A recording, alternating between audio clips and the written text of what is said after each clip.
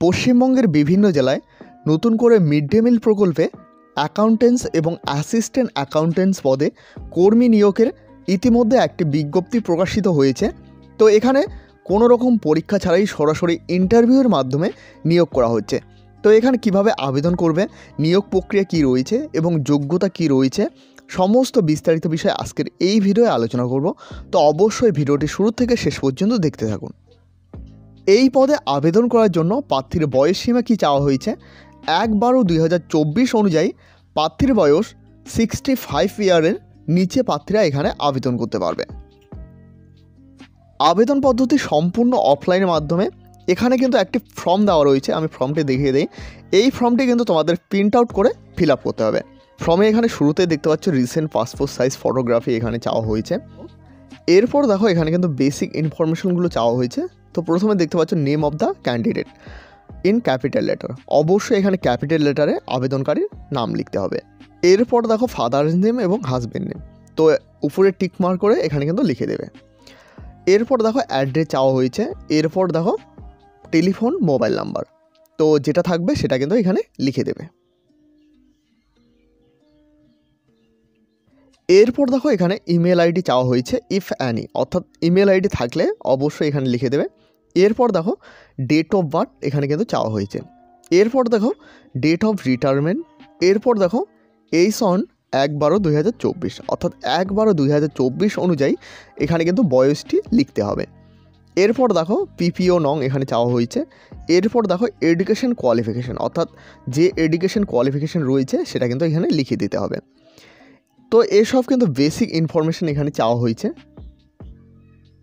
এরপর দেখো নিচের দিকে আসলে এখানে কিন্তু বলা হয়েছে full signature of the candidate, অর্থাৎ আবেদনকারীর এখানে একটি ফুল সিগনেচার করতে হবে।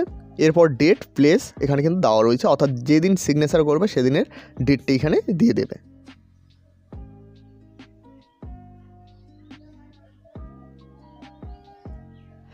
এরপর দেখো তোমাদের সমস্ত ডকুমেন্ট জেরক্স করে এবং ফর্মটি তোমাদের প্রিন্ট আউট করে এবং ফর্মটি ফিল আপ করে তোমাদের জমা করতে হবে 19শে ডিসেম্বর 2024 5টা PM পর্যন্ত কিন্তু জমা নেওয়া হবে।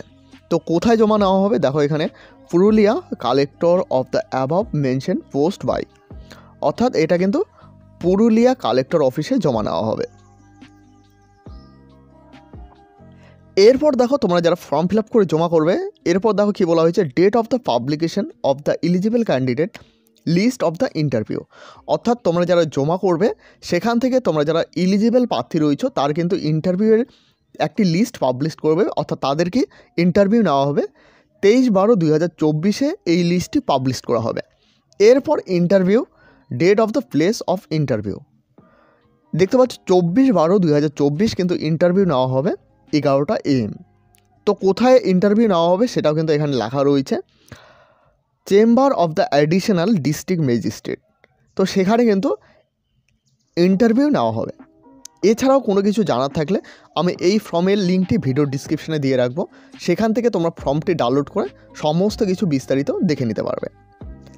এছাড়াও এখনও পর্যন্ত হোয়াটসঅ্যাপ গ্রুপ এবং টেলিগ্রাম চ্যানেলে জয়েন না হয়ে থাকলে অবশ্যই সকলে জয়েন হয়ে নেবে, কারণ সেখানে সমস্ত আপডেট সবার প্রথমে দেওয়া হয়ে থাকে।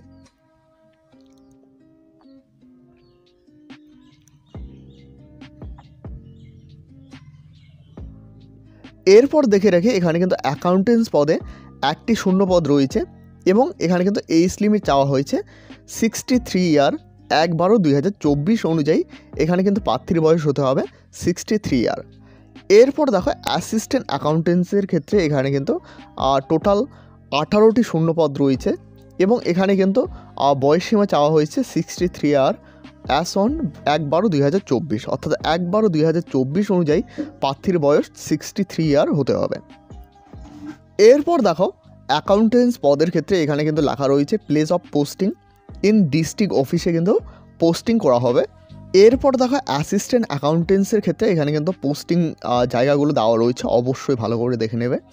এরপর দেখো এখানে এলিজিবিলিটি কী চাওয়া হয়েছে, তো এখানে বলা হয়েছে government employ with the minimum 5 year experience in the accountants related work in government office, অর্থাৎ অবশ্যই এখানে গভর্নমেন্ট এমপ্লয় হতে হবে এখানে কিন্তু বলা হয়েছে।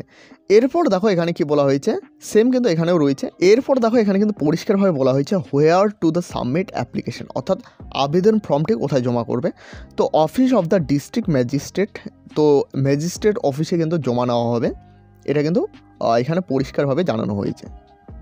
তো এই হলো আজকের মিড ডে মিল প্রকল্পে নতুন কর্মী নিয়োগের একটি বিজ্ঞপ্তিটি ভালো লাগলে অবশ্যই একটি লাইক করবে। এছাড়াও এই চ্যানেলে প্রথমবার হয়ে থাকলে অবশ্যই চ্যানেলটিকে সাবস্ক্রাইব করে সাথে বেল আইকন প্রেস করতে ভুলবে না।